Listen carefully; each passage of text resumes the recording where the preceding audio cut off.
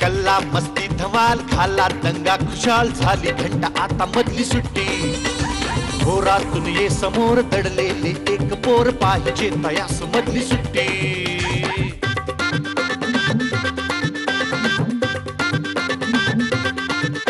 कसे रंग त्यांचे कसे गंध त्यांचे विचारून घ्या फुलांना जरा नको सारखी शिस्त आणि पहारे मुलांना हाती द्या ना मुलांना जरा किलबिलत्या पाखरास वाऱ्यावर वाहण्यास देत जाई पंख मधली सुट्टी घोरातून ये समोर दडलेले एक पोर पाहिजे तयास मधली सुट्टी मधली सुट्टी। नमस्कार, फ्रुटी सोबत मधली सुट्टीमध्ये मी सलील कुलकर्णी तुमच्या सगळ्यांचं अत्यंत मनापासून स्वागत करतोय। आता आपली मधली सुट्टी येऊन पोचली ती मे महिन्याच्या मोठ्या सुट्टीमध्ये। आणि मे महिना म्हटल्यावर मोठ्यांच्या मनात काय येतं तर प्रत्येक मे महिन्यानंतर गरमी वाढतच चालली आहे आणि पिकनिक स्पॉटला किती गर्दी आहे, नक्की कुठे जायचं मुलांना घेऊन। पण हेच आमच्या छोट्या मित्रांच्या मनात काय येतं, आंबे खाऊया, मामाच्या गावाला जाऊया, होळीतून फिरूया, धमाल करूया। त्यामुळे मी पण ठरवलंय की मोठ्यांच्या बरोबर उगीच उन्हात घर बांधण्यापेक्षा लहान मुलांबरोबर मधली सुट्टीत मी या मे महिन्यात सॉलिड धमाल करणार आहे। शाळेत जाणारच नाहीये, आता शाळा नको, मे महिना आहे, मे महिन्यात कसली शाळा। त्यामुळे मी अशा ठिकाणी जाणार आहे जिथे खूप वेगवेगळ्या शाळेतली मुलं, वेगवेगळ्या वयोगटातली मुलं जमतात, गप्पा मारतात, धमाल करतात, जाता जाता काही शिकतातही। असाच मी आज आलोय पुण्याच्या गरवारे बालभवनमध्ये।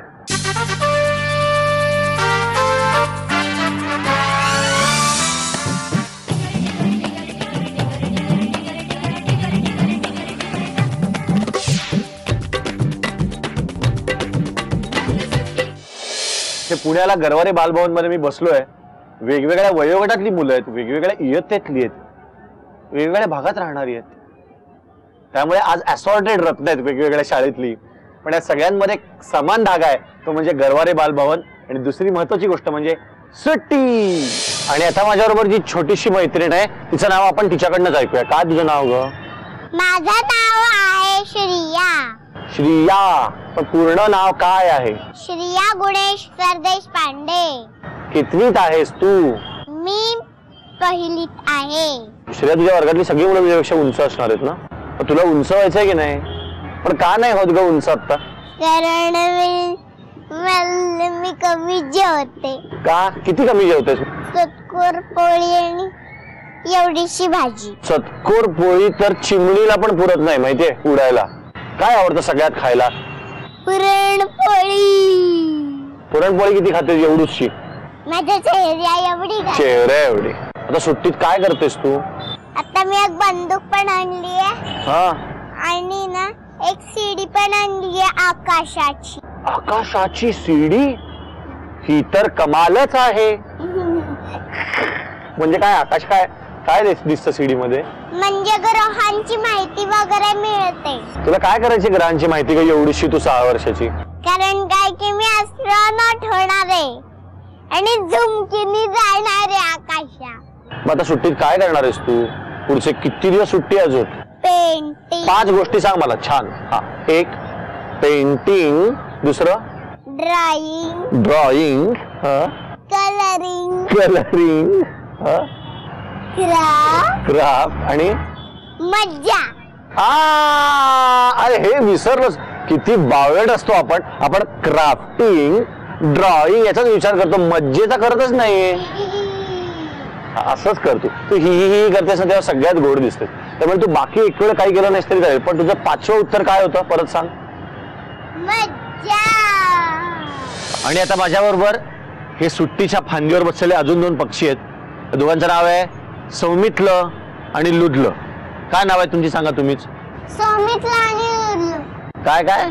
सौमितला आणि लुडलं। कशी चालली आहे सुट्टी? मी आता पोहायला जातो। पोहायला जातोस? आणि तू? बालभवन सुटल्यावर डान्स क्लासला जातो। बालभवन सुटल्यावर डान्स क्लास, आणि अजून कुठला क्लास? रात्र झाल्यावर आम्ही घरी जातो। हा, मला झोपाचा ड्रेस आणलाय तो घालून झोपतो। हा, नवीन नाईट ड्रेस आणलाय मस्त उन्हाळ्याचा। तो घालून हा झोपतो. काय छान रुटीन आहे सुट्टीचं बघा. मग आता काय प्लॅन आहे तुमचा पुढे? कोण होणार आहेस तू? सौमित्राला आधी सांगू रे बाबा. सौमित्र कोण होणार आहे आधी? हनुमान. हनुमान? मोठेपणी हनुमान होणार? नक्की? मग तू काय तयारी काय करतोयस हनुमान होण्यासाठी सांग? म्हणजे मागे शेपूट घ्यायची, असं शेला बांधायचा, गदा घेऊन जायचं. शेला बांधायचा? पण शेपूट लावायची म्हणजे हनुमानाला खरी शेपूट होती, तुझ्याकडे आहे का? म्हणजे केस लावायची. नाही, केस लावायचे असतात. नाही, मागे. खरी शेपूट यायला पाहिजे. पण तुला काय व्हायचंय मोठेपणी? मी तर जोकर होणार आहे. कोण? जोकर. जोकर. मोठेपणी जोकर होणार आहे याच्यासारखी फॅन्टसी नाही. पण मग जोकर होण्यासाठी काय तयारी काय चालली आहे सध्या? केली. काय काय? टोपी, ते सॉक्स आणि पॅन्ट आणि ते ड्रेस गोल फिरतं उलतो ते. पण मोठेपणी जोकर होणार म्हणजे मग काम कशात करणार? सर्कशीत? हा, सर्कशीत जाणार. आणि तू काय काम करणार आहे हनुमान झाल्यावर? मी हनुमान लांबाचं काम करणार. एक मिनिट. मी सगळ्यांना हसवणार आहे. हे फार गोड आहे हा सगळ्यांना. पण तू हनुमानाचं करणार आहेस का रामाचं आत्ता ठरव. आणि सुट्टीत काय करणार आहे तुम्ही? गावाला कुठे जाणार आहात? थांब मोठ्याने बोल, मला ऐकू नाही येते सौमित्र.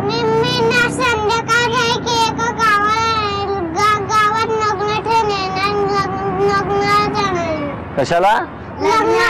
लग्नाला जाणार आहेस गावात? ओके. संध्याकाळ झाल्यावर का? कधी कधी माझ्या मित्रांच्या गावाला जातो खेळायला. तिथं खूप मित्र असतात. काय मज्जा चालली आहे ना. मित्रांच्या गावाला खेळायला जातो. रामही होणार आहे, हनुमानही होणार आहे, हा जोकर होणार आहे. याच्यासारख्या गोड फॅन्टसीज नाहीत की एका क्षणाला हनुमान व्हावंसं वाटणं, एका क्षणाला राम व्हावंसं वाटणं आणि शिवाय जोकर व्हायचंय. मला असं वाटतं सुट्टी थोडी वाढवायला पाहिजे. आपण शाळेचा पोर्शन आपल्याला पूर्ण करायला शाळेचे दिवस एक वेळ पुरतील, पण यांचा सुट्टीचा पोर्शन सुट्टीमध्ये पूर्ण होईल असं मला वाटत नाही. सुट्टी थोडी वाढवायलाच पाहिजे अशी मी मागणी करतो. आणि आता माझ्याबरोबर आहे तेजस अनिरुद्ध साने. हाय तेजस. तेजस, अरे आला तेजस आला. हाय तेजस. हाय. कसा आहेस तू? मस्त आहे. तुला कसं वाटतं रे आता सुट्टी लागल्यावर? सुट्टी लागल्यावर मला मस्त वाटतं, मज्जा येते. आणि तू कुठल्या शाळेत आहेस? मी अभिनव विद्यालय मराठी मीडियम मध्ये. हो. पण मला खरं सांगा, तुला शाळा जास्त आवडते कारण तू पहिला आलास का सुट्टी जास्त आवडते? मला सुट्टीच आवडते. हो. काय करतो सुट्टीत? सुट्टीत असं खेळायचं आणि शाळा नसल्यामुळे टीव्ही पण बघता येते. आणि मोठेपणी कोण होणार आहेस तू? मी शास्त्रज्ञ होणार आहे. शास्त्रज्ञ डायरेक्ट? आणि काय, कसला शास्त्रज्ञ होणार आहेस? कसला शोध लावणार आहेस? मी खजान्याचा लावणार आहे. खजाना शोधलास तू कधी? खजाना? मी खजाना फक्त पेटी मिळाली आणि त्याची किल्ली आणि आम्हाला बालभवन मध्ये खूप रेड क्रॉस पण मिळाली. हो. कुठे इथे गरवारे बालभवन मध्ये तुम्ही सगळे मिळून? आमचा एक ग्रुप आहे. काय नाव ग्रुपचं? Super striker. Super striker. तुम्ही काय खजाना शोधता सगळीकडे? रेंट्री आहे ना, रेंट्रीच्या मागे पण एक छोटासा रेड क्रॉस आहे. तिकडे पण आता आम्ही खोदणार आहोत. आणि तुला काय काय करायला आवडतं सांग? मला गायला आवडतं. कुठली गाणं आवडतात तरी सगळ्यात जास्त? मला तुमचं दूरदेशी गेला बाबा जास्त आवडतं. पाहिलं ना किती चांगली टेस्ट आहे मुलाची. कविता कुठल्या म्हणायला आवडतात? कविता अशा आमच्या शाळेच्या आहेत. कुठल्या भाषेतल्या येतात तरी तुला कविता? भाषेतल्या सगळ्या येतात. आणि तुला संस्कृत कविता येते ना? संस्कृत? कोणी शिकवली? माझी आई संस्कृतची शिक्षिका आहे. अरे वा, म्हण रे छान. भीमतनु वानरः प्रातरेव आगतः गृहं प्रविश्यते धुम्मचकलसादितं हुक् हुक् करोति सर्वदा चूलेः पर्पटः कडां कुडुं खादितं शिङ्क्यस्य नवनीतं सर्वमपि खादितं हुक् हुक् करोति सर्वदा. मी आता हे गाणं मराठीत म्हणून दाखवतो. मराठीत पण येतं तुला? हो. भीमतन एक मोठं माकड आलं सकाळी, घरात घुसून त्याने धुम्मचकड केली. लागलं ते हुक हुक करायला, लागलं ते हुक हुक करायला. पण तुला कळतं का संस्कृतचं मराठी कसं करायचं, मराठीचं संस्कृत कसं? आईने अर्थ सांगितला की मी करतो तसं. करतोस म्हणजे काय, मला कधी केलंस तू सांग बरं. म्हणजे आई त्याचा थोडा थोडा असा अर्थ सांगते आणि त्यावर मी. सुट्टीचा काय प्लॅन आहे तुझा? किती धमाल करणार आहेस तू? खूप. गावाला जाणार आहेस? गावाला जाणारच आहे. पण आता सुट्टी अजून किती दिवस चालावी असं वाटतंय तुला? मला सुट्टी कायमच राहावी असं वाटतं. तर तुला खूप खूप शुभेच्छा.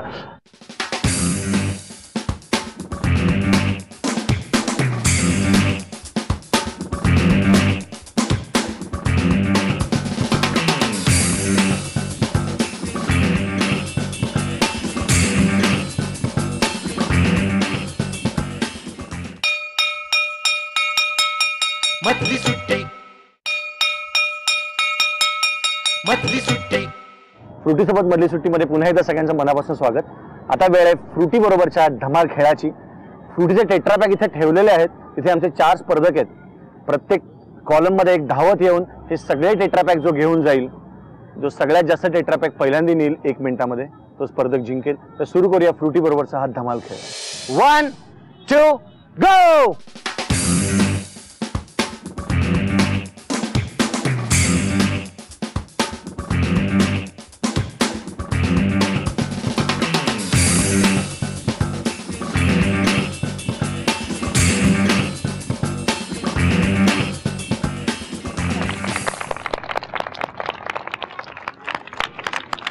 क्या बात है, वाह वाह वाह वाह वाह. आशुतोष मस्त जिंकलाय. आशुतोष आजचा गेम जिंकलेला आहे.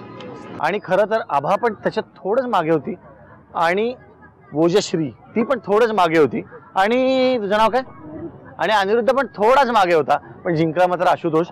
त्यामुळे त्याला हे सगळे फ्रुटीचे टेट्रापॅक मिळालेले आहेत. उन्हाळ्यात खूप फ्रुटी प्यावंसं वाटतं ना, हा भरपूर फ्रुटी पिल. आणि हे पण छान पडले ना, यांना पण एक फ्रुटी. शाळेमध्ये आपण खूप धमाल करतो, दंगा करतो, खूप गोष्टी शिकतो, आपल्याला आवडतातही त्या. पण एखादी शिकणारी गोष्ट जेव्हा खूप गंमत म्हणून आपल्या समोर येते, तेव्हा त्याची गंमत शाळा होते. आणि हीच गंमत शाळा आज तुम्ही सगळे अनुभवणार आहात. इथे असलेली छोटी मित्रमंडळी आणि टीव्हीवरून सगळी माझी मित्रमंडळी. कारण आज आपल्याबरोबर आलेले आहेत माझे मित्र राजीव तांबे. अनेक वर्ष गंमत शाळा हा फार सुंदर उपक्रम ते राबवत आहेत. तर आज आपण राजीव कशी सुरुवात करणार आहोत आपल्या गंमत शाळेची? म्हणजे मुलांना शाळेमधली गंमत कळली पाहिजे आणि गमतीमध्ये पण शाळा आहे हे मुलांना कळलं पाहिजे. विनोबांचं खूप चांगलं वाक्य आहे. विनोबांनी असं म्हटलं की शाळा घरात गेली पाहिजे आणि घर शाळेमध्ये आलं पाहिजे. क्या बात. तर हे गंमत शाळेचं मुख्य उद्दिष्ट हेच आहे. पण हे कधी सुचलं आणि असं का करावं असं वाटलं मुळात? म्हणजे मला असं वाटलं की म्हणजे मी खूप शाळेमध्ये पिडलो गेलो असं मला वाटतं. का मी खूप आनंदाने शाळेत गेल्याचं मला कधीच आठवत नाही. तर मला असं वाटतं की जो त्रास मला झाला तो किमान ह्या मुलांना होऊ नये. तर आज आपण कशी सुरुवात करतोय या गंमत शाळेची? आपण सुद्धा वेगळ्या प्रकारे करतोय. म्हणजे गंमत शाळेमध्ये आपण काही वेगळ्या प्रकारची तत्व पाळतो की आपण मुलांना शिकवत नाही तर मुलांच्या सोबत शिकतो आणि मुलांना चुका करण्याची संधी देतो, चुकातून शिकण्याची संधी देतो. म्हणजे मग ती चूक पुन्हा होत नाही. तर आज तुम्ही चुका जरी शिकताना चुका केल्यात ना तरी मजा येईल. आपण चूक ओळखून काढायची आणि नवीन करायची. नवीन नवीन चुका करून चालेल ना, पण एक चूक पुन्हा नाही. आता पहिले एक गमतीचा आपण प्रयोग बघूया. समजा हा एक कागद आहे, आपण घडी घालतो. घडी घालतो म्हणजे काय करतो, समोरासमोरची 2 टोकं एकमेकांना जोडतो, बरोबर. म्हणजे ही झाली एक घडी, बरोबर. ही झाली दुसरी घडी. प्रश्न एकदम सोपा आहे. ह्या कागदाच्या घड्या जास्ती होतील की ह्या कागदाच्या? छोट्या कागदाच्या. म्हणजे किती मुलांना असं वाटतं की छोट्या कागदाच्या घड्या जास्ती होतील? हात वरती करा. 1 2 3 4 5. किती मुलांना असं वाटतं की मोठ्या कागदाच्या घड्या जास्ती होतील? मग छोट्या कागदाच्या घड्या काय जास्ती होतील? कोण आहेत छोट्या गटातले कोण आहेत? 7 सांग बरं. छोट्या कागदाच्या खूप घड्या घालता येतात. एकदम बरोबर. छोट्या कागदाच्या खूप घड्या घालता येतात. मग ह्या कागदाच्या किती घड्या घालता येतील? 17 18. 17 18. गुड. 25. आता बघा, आता पुढचा प्रश्न. ह्या कागदाच्या तुम्ही जर 25 घड्या घालणार असाल तर एवढ्या लांब कागदाच्या किती घड्या घालता येतील? 50 पेक्षा पुढे. 50 पेक्षा पुढे. छान. 70 घड्या घालता येतील. गुड. क्या बात आहे. 75 घड्या घालता येतील. एकदम सोपी गोष्ट लक्षात घ्या. सोपी गोष्ट. कागद लहान असून दे किंवा मोठा, घडी कशी होते आपण समजून घेऊ. हा, आता हा कागद एक आहे बरोबर. मी 2 टोकं जोडली, कागद किती झाले? 2 बरोबर. 2. एका घडीला 2, पुढच्या घडीला 3 आहे. 4. त्याच्या पुढच्या घडीला 8. पहिल्या घडीला 2, मग 4, 8, 16, 32, 64, 128. 128 कागद आपल्याला हाताने दुमडता येतील? नाही. कागद किती मोठा असला तरी तत्व हेच. म्हणजे कागद मोठा आहे म्हणजे जास्ती घड्या होतील का? नाही. कागद मोठा असला तरी घडी होताना असंच होणार आहे. त्यामुळे आपण जास्तीत जास्त 6 घड्या घालू शकतो हाताने. कळलं का? कुठलाही हा मोठा कागदाचे, पण आता करून बघूया आपण जरा एकदा मोठ्या कागद.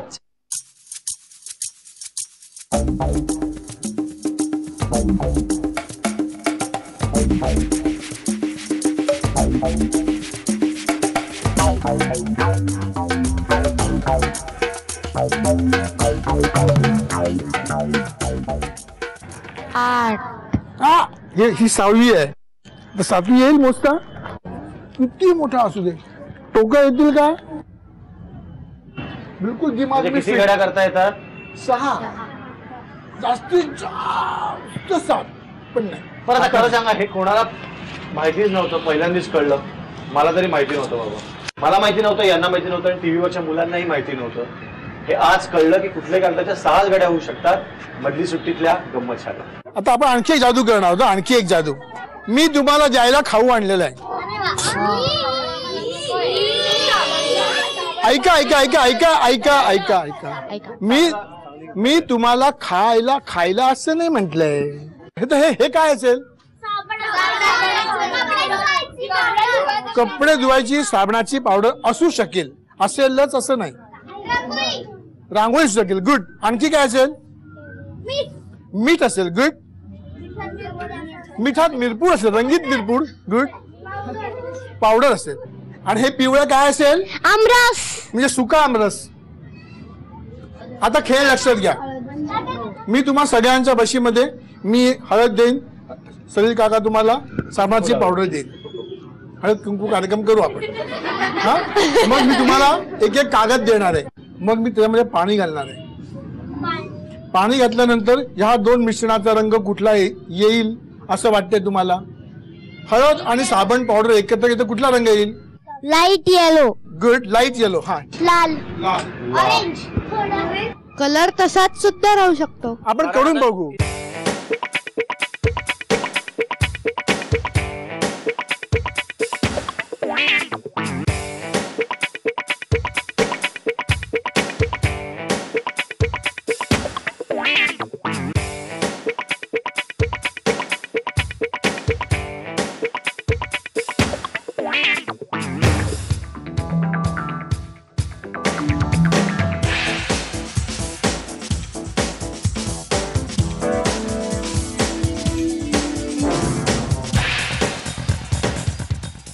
हे बघा, मी माझ्या आईचं नाव लिहिलंय. माझ्या आई सलील काकांनी त्यांच्या आईचं नाव दिलंय. आता आपण गंमत करणार आहोत. आपण ह्या नावात, ऐकून घ्या, आपण ह्या नावाचा रंग बदलणार आहोत. रेडी?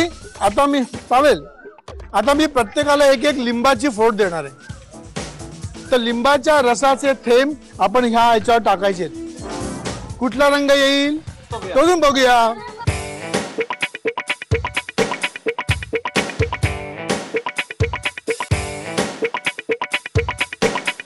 मला अनेक कारणासाठी ही गोष्ट आवडली.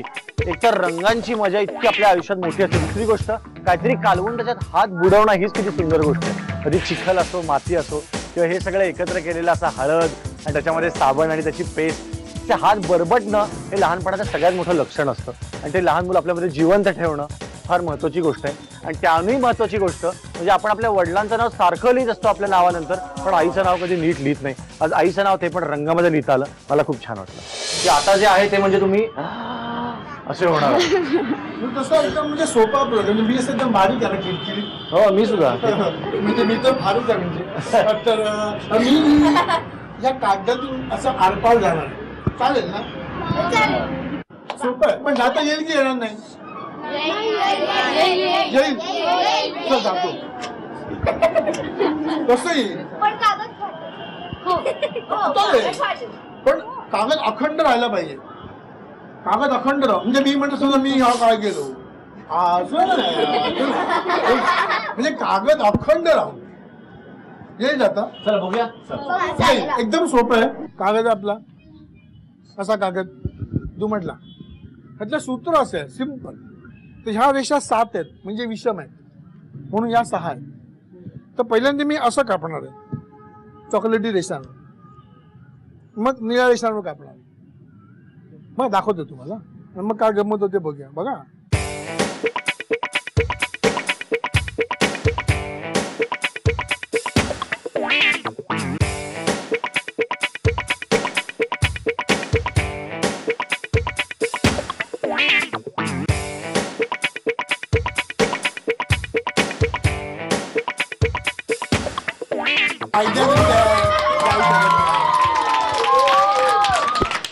माझ्या लहानपणी मला कधी गंमत शाळा मिळाली नाही, पण आज माझं हे भाग्य आहे की मधली सुट्टीच्या निमित्ताने मला गंमत शाळा अनुभवता आली. या सगळ्या मुलांना खूप मजा आली.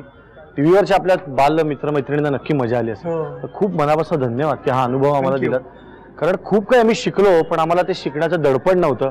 कुठे आम्ही काही शिकतोय असं वाटतच नव्हतं. चालली होती मजाच, पण इफेक्टिव्हली आम्ही खूप काही शिकलो याची मजा आहे. आणि त्यातून परीक्षेचं टेन्शन नाही, कारण परीक्षा तुम्ही घेतली ती पण गमतीशीर पद्धतीने घेतली. म्हणजे ते शिकणं उलगडत गेलं खेळता त्याच्यामुळे मुलांना अधिक आवडलं. म्हणून मी जे सुरुवातीला म्हटलं होतं त्याच्यात आपण शिकू नक्की, आणि तेही गमतीने, म्हणून ही होती गंमत शाळा. या गंमत शाळेतले सगळे छान छान प्रयोग तुम्ही घरी करून बघा. तोपर्यंत फ्रुटी सोबत मधली सुट्टीमध्ये घेतो एक छोटीशी विश्रांती. शाळेचे दिवस म्हटलं की मला पहिली सुट्टीच आठवते.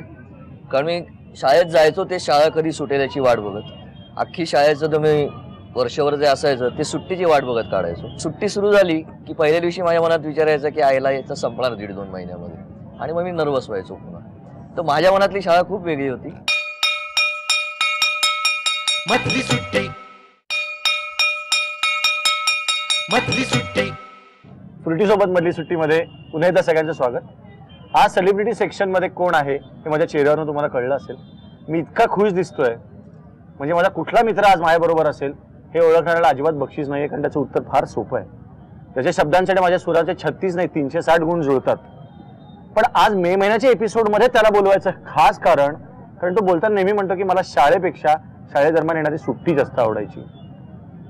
तुम्ही ओळखलंच असेल, आज आपल्याबरोबर आहे संदीप खरे. हाय. तुला शाळेतले दिवस असं म्हटल्यावर एक हायलाइट्स काय आठवतं? तू म्हणलंस तसं की शाळेचे दिवस म्हटलं की मला पहिली सुट्टीच आठवते. कारण मी शाळेत जायचो ते शाळा कधी सुटेल याची वाट बघत. अख्खी शाळेचं तुम्ही वर्षभर जे असायचं ते सुट्टीची वाट बघत काढायचो. आणि सुट्टी सुरू झाली की पहिल्या दिवशी माझ्या मनात विचारायचं की आईला याचं संपणार 1.5-2 महिन्यामध्ये, आणि मग मी नर्वस व्हायचो पुन्हा. तर माझ्या मनातली शाळा खूप वेगळी होती. माझ्या मनातल्या शाळेला मुळात भिंतीच नव्हत्या, कधीच नव्हत्या, आणि ती झाडाखाली भरणारी शाळा असावी असं मला कायम वाटतं. स्पष्टपणे मी आत्ता सांगू शकतोय, त्यावेळेला इतकं स्पष्टपणे डोक्यामध्ये नव्हतं माझ्या. पण तशा प्रकारची शाळा असती तर कदाचित मी रमलो असतो असं मला वाटतं. शाळेतले काही मित्र आणि मैत्रिणी इथे आता येणार आहेत, आणि खूप वर्षानंतर शाळेतले मित्रमैत्रिणी एक तर वेगळे दिसतात. त्यांना मी बोलवतो, मग तू ओळख करून दे असं करूया. तर प्लीज संदीपच्या शाळेतले मित्र आणि मैत्रिणी प्लीज. तर संदीपचे सगळे मित्रमैत्रिणी इथे आलेले आहेत. संदीपच आपल्याला ओळख करून देईल. मी इकडनं सुरुवात करतो. मंजुषा, प्रसाद कलभंडे, दांडेकर, मिस्टर पावगी, आणि तो माझ्या शेजारीच बसायची कीर्ती दिवेकर.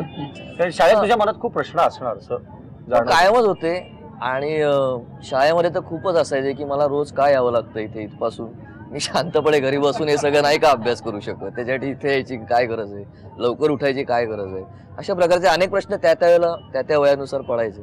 तुला असं आठवतं की तुझ्या वर्गात एक मुलगा होता 1ली ते 4थी की ज्याचा चेहरा असा असायचा की का मला शाळेत तुम्ही? हो हो हो, बरोबर आहे, अगदी बरोबर आहे. म्हणजे ह्याच्यावर मी एक आठवण सांगू शकते की शाळेमध्ये आम्हाला एक मोराचा निबंध पाठ करून यायला सांगितला होता सांगळेबाईंनी, आणि त्या दुसऱ्या दिवशी आमच्याकडनं तो लिहून घेणार होत्या. तर मी खूप आगाऊपणा करून तो घरनंच लिहून आणला होता आणि मी फक्त लिहिण्याचं नाटक करत होते. बाईंनी मला पहिल्या 2 मिनिटात पकडलं की हे तू घरनं उतरून आणलेलं आहेस, आणि मला शिक्षा म्हणून बोर्डपाशी उभं करून ठेवलं अख्खा दिवस.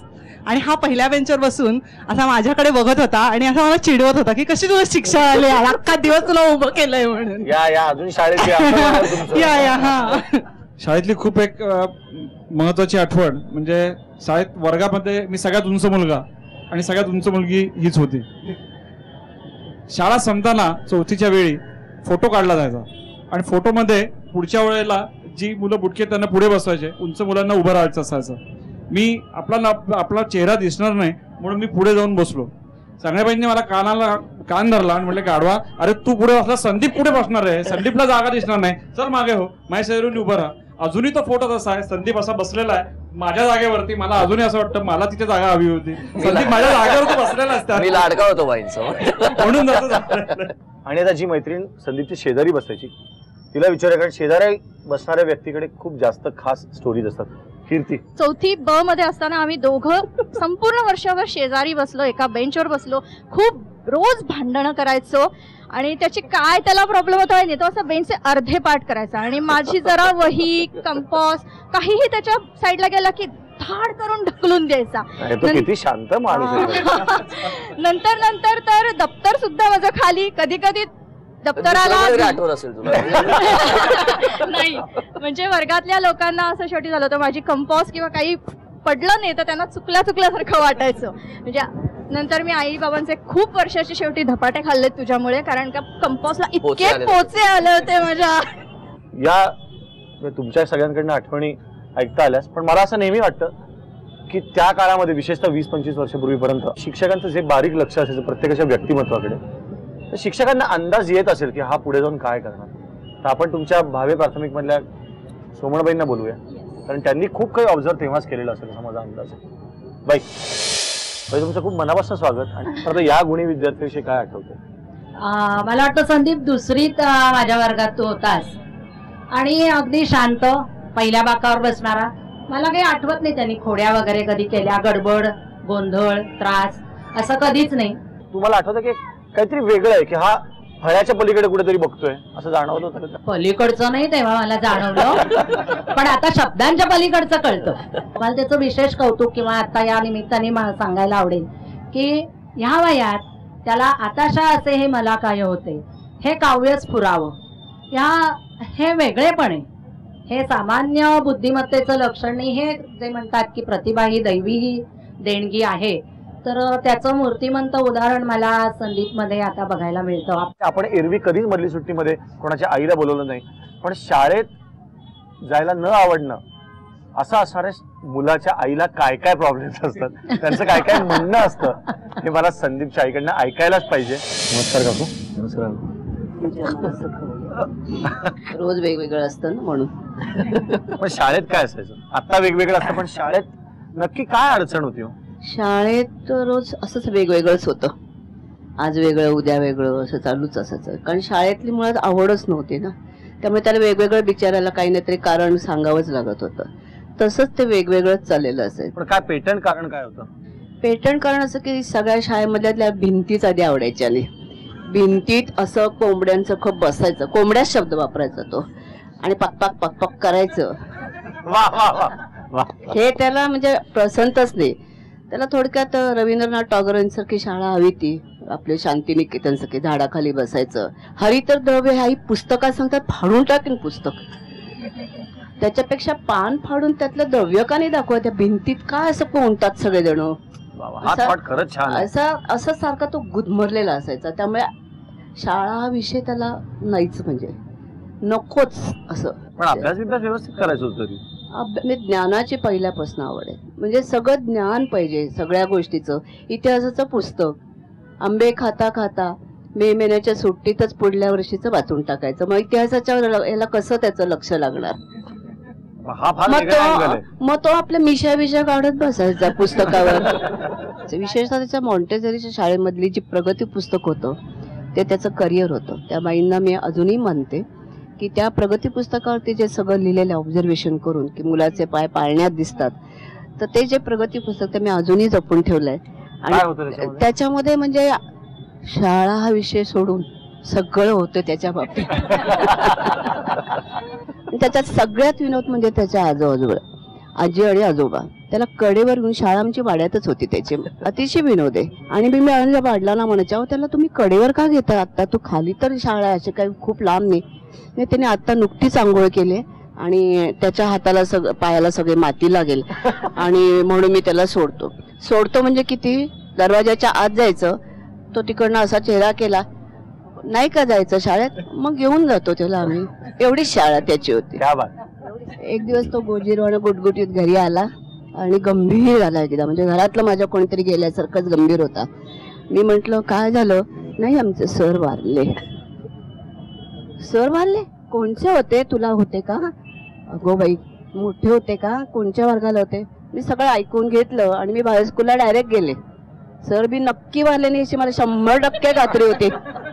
मी गेले सरळ, शाळा अशी मस्त भरलेली होती, कुठेही बोर्ड नव्हता की असं असं शांततेने उभं, काही नव्हतं, चिन्हच नव्हतं काही. थेट मी प्रिन्सिपल यांच्याकडे गेले. त्यावेळी त्यांना मी असं म्हटलं की हा प्रकार काय, हा शाळेत रमत नाही, एक आवड नाही म्हणून आहे का, कुठला धाक आहे कुठल्या टीचर लोकांचा.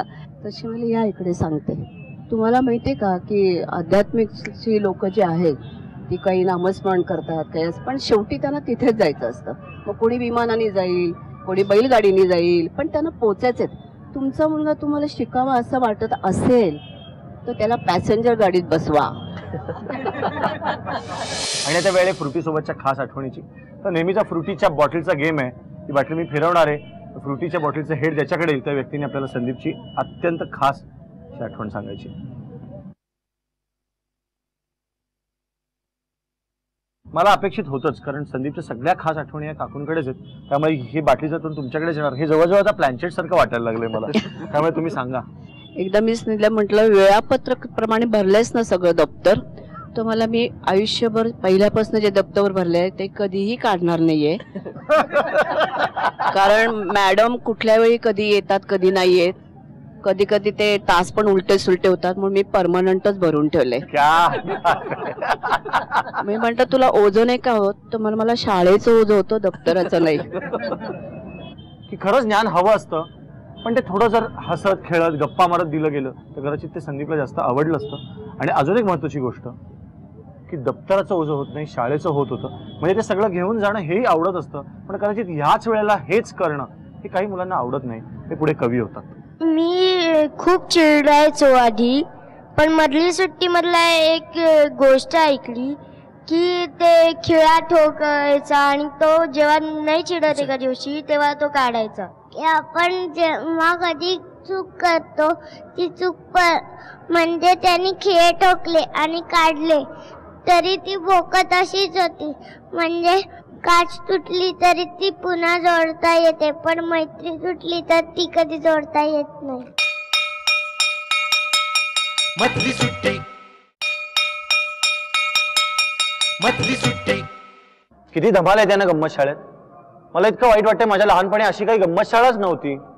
पण तुम्ही किती लकी आहात. तुम्ही आणि टीव्हीवरून सगळे आपले छोटे मित्रमैत्रिणी जे बघतायत, तुम्ही सॉलिड लकी आहात की आपल्याला अशी राजीव काकांची, राजीव सरांची खास गंमत शाळा आपल्याला ऐकायला मिळते. सुरू करूया परत. चला, आज आपण गप्पा मारणार होता आणि खेळ पण खेळणार आहोत. चालेल ना?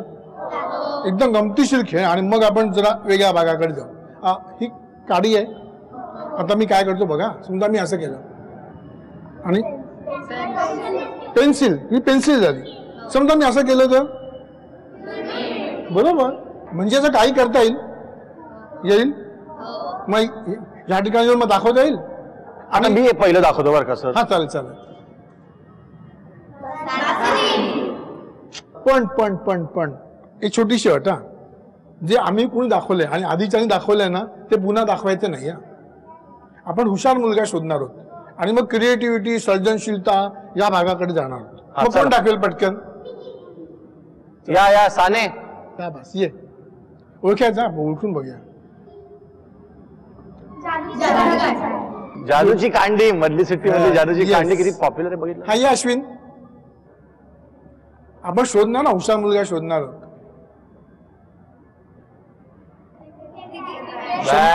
100 सेंचुरी फीट ना. नेहा तू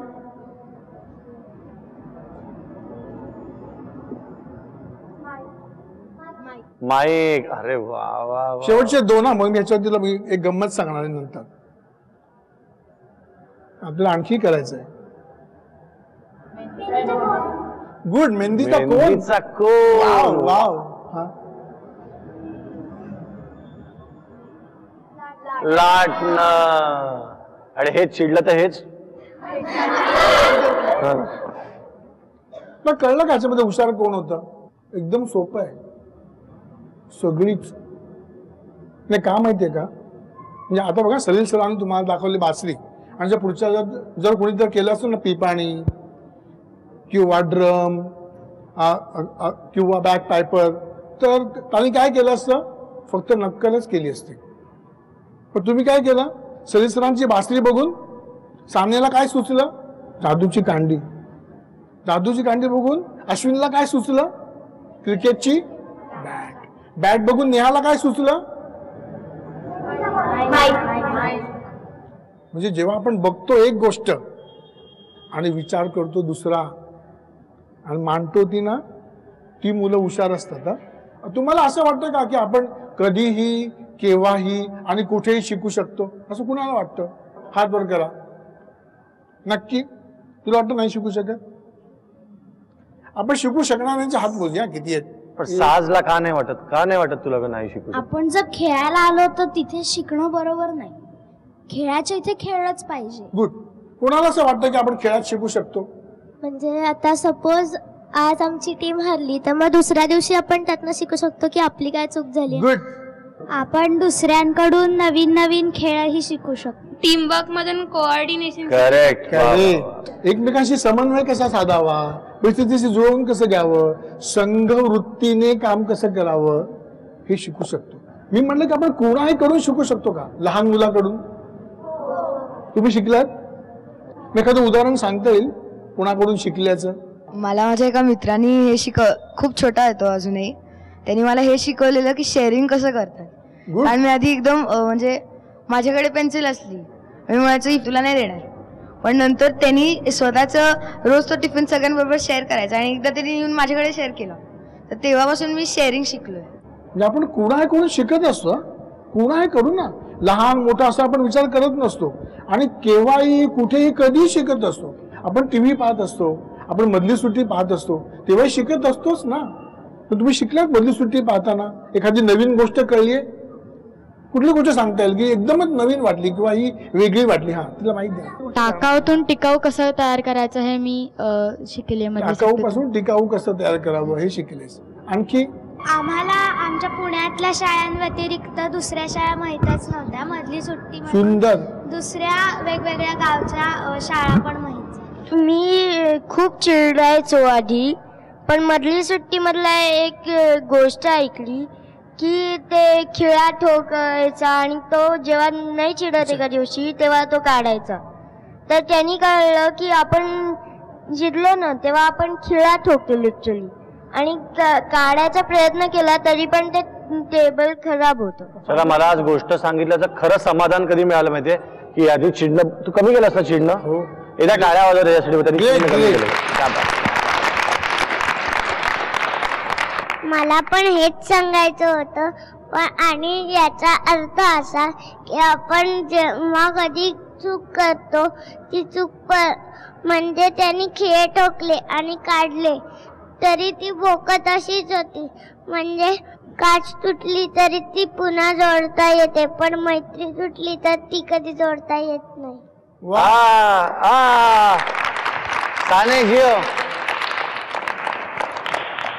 दोन गोष्टीविषयी मला जरा शंका आहे मनामध्ये. म्हणजे आपण अगदी मोकळेपणाने बोलूया.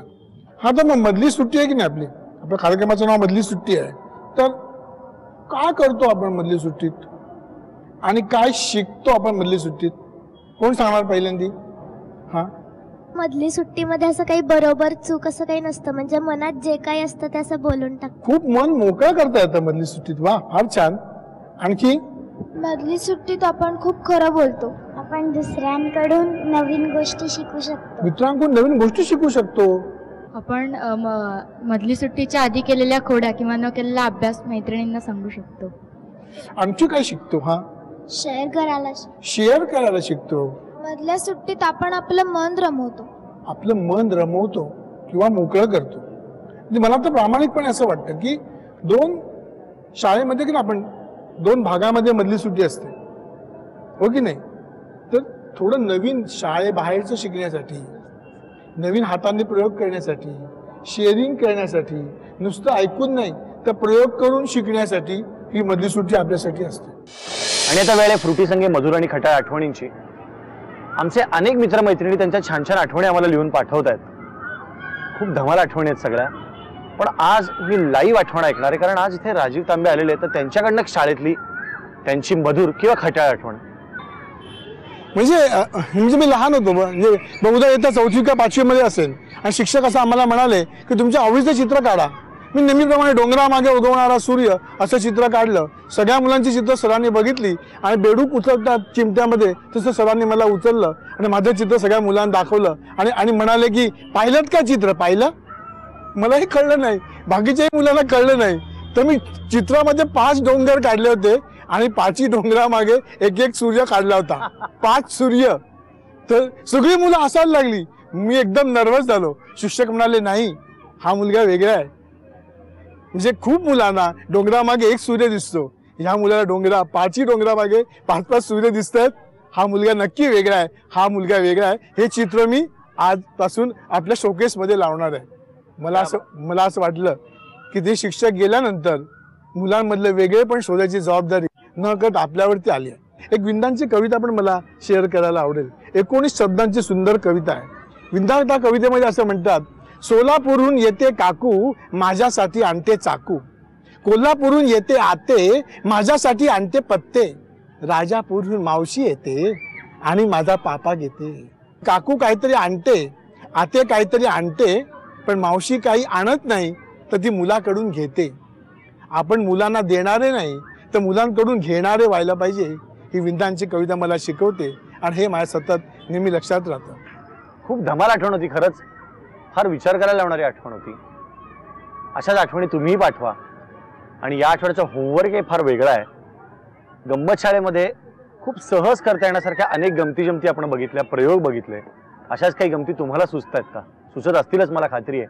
अशा काही गमती जी मुलं घरी करू शकतील सहज, अशी काही गंमत आम्हाला लिहून पाठवा. आम्ही ती नक्की करून बघू, सगळी मुलं करून बघतील. हाच आहे आठवड्याचा होमवर्क. पाठवा आमच्या या पत्त्यावर. मधली सुट्टी 135 continental building, doctor Annie Besant road, Worli, Mumbai 400018.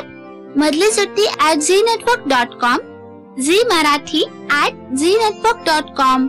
Chanda Suraj लाखों तारे हैं जब तेरे ही ये सारे, किस बात पे होती है फिर तकरारें, खींची है लकीरें इस ज़मीं पे पर ना खींचो देखो, बीच में 2 दिलों के दीवारे, दर्द से कोई भी तड़पे तो हमको यहाँ पे, एहसास उसके जख्मों का होगे, अपना भी दिल भर भर आए रोए आंखें,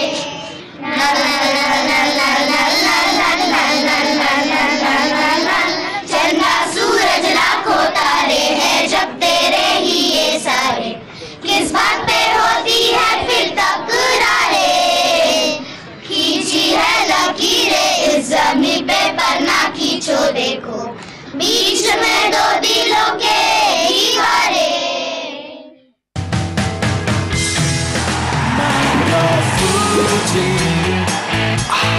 Fresh and juicy.